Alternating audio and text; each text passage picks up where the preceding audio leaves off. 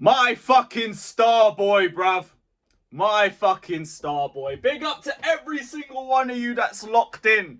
Hit the like, subscribe. Welcome back to Chelsea Fan TV. After another brilliant game, another W, another Cole Palmer masterclass. But what are we going to do with Palmer in his second season? How is he going to deal with being double and triple marked and all of that? Well, here we are, guys.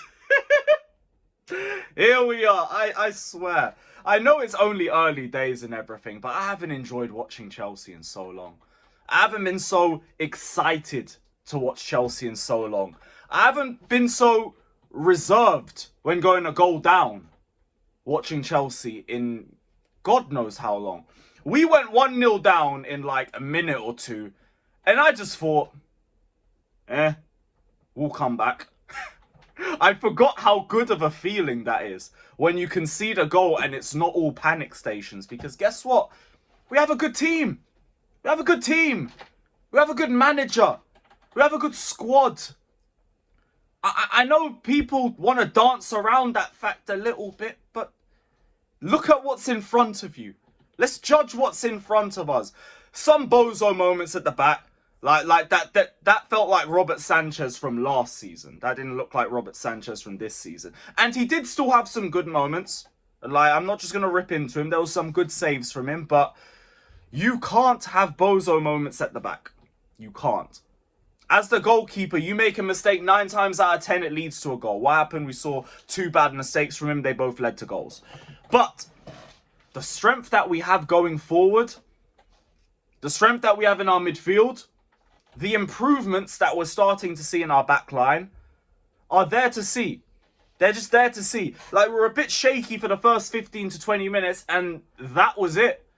Then we just started to grow into the game, and from then on, it was just all Chelsea for the remainder of the first half. We were peppering them. We were peppering them. I know people are going to say, 2 of Palmer's goals were set pieces. Watch the game. Watch the game. Because Palmer was a threat the entire match. He should have left with about 6 goals. There was one where he hit the post. Then there was another one that was offside. Then he bagged 4. And then he had the howler miss at the start of the second half. But here's the thing. When you're Cole Palmer, you're allowed to have a howler. When you bag 4 in one half, you miss a good chance.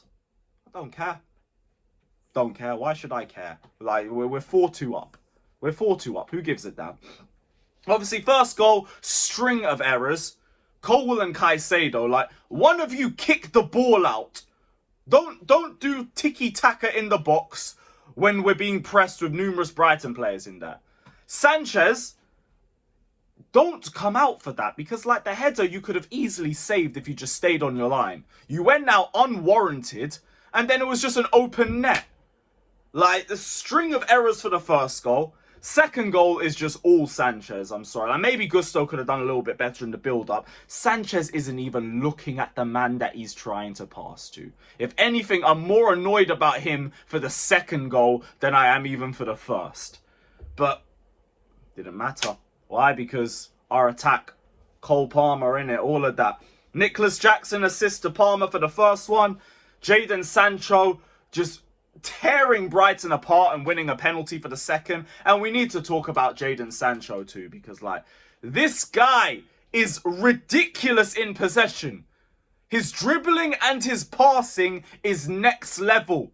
He was even winning a lot of his duels. Like, Manchester United, you lot have done us so much good work this year. You took that scrub Mason Mount from this club for 55 million unwarranted.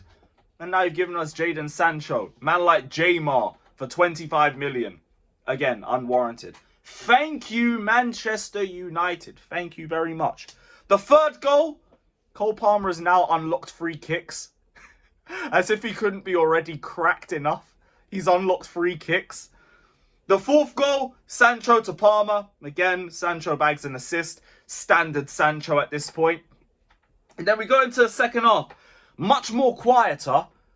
We could have ideally scored another 2 or 3 in that one. We spoke about the Palmer howler at the start of the second half. Nicholas Jackson had a couple of goals too that he could have a couple of chances that he could have taken the shot for. I think his decision making was more the bigger problem than anything. But again, when you're 4-2 up and you're in cruise control, it's not even like you care. I don't care like that. What I rate the most out of Jackson is that his all-round game was still good, and I liked his reaction to being subbed off. He wasn't happy, and I don't mean at the manager, I mean with himself, because he knew he could have left with a goal, and I like that. That's good mentality. That's good standards. He's like, yeah, I had a good match, but like, I could have bagged. I could be leaving here with a goal. I could be keeping on track with Cole Palmer. Instead, he's just outgrown me again on the top scorer chart. Is what it is. Is what it is. It wasn't his best game, but it was still good from Jackson. And I like that he wasn't satisfied with that. The substitutions, again, great as well. Renato Vega. Yo, we might have done it again. Just brought out a random and like he's perfect. Perfect bench option for us. You can play him anywhere around the back or in the midfield, and he's great. Gusto, I think struggled a bit in the inverted role, but he locked up Mitoma, and that's all you really want to see from your defenders. So I'm not even really too fussed about that. Cucurella bossed it again. Lavia came on and was just brilliant in build-up like we expect from him. Didn't really see a lot of Mudryk, Neto, and Nkunku when they were on the ball. But again, ultimately, the game was done, so I don't really care too much. I really don't care too tough about any of that. Now, we're sitting 3rd place in the league, 6th match day of the season. And I know people are going to be annoyed at me for saying this, but we weren't doing this last season, were we? We weren't doing this last season. But injuries and all of that. Well, where is Reece James? Where is Lavia? Where is Nkunku? Where is Chukwuemeka? Because none of them started. None of them started again. But hey, the injuries excuse last season was dragged out to death. This is why I was so persistent on getting that terrorist Pochettino out of the club. This is why. I knew from last season when everyone tried to tell me that I was waffling about the quality of this squad, I knew this squad was capable of so much more than what it was showing on the pitch. And it all came down to the manager. Oh, why do you keep talking about this, Lewis? Why do you keep bringing this up? Because guess what? If we weren't playing this level of football, you lot wouldn't have stopped talking about it either. So, same energy applies.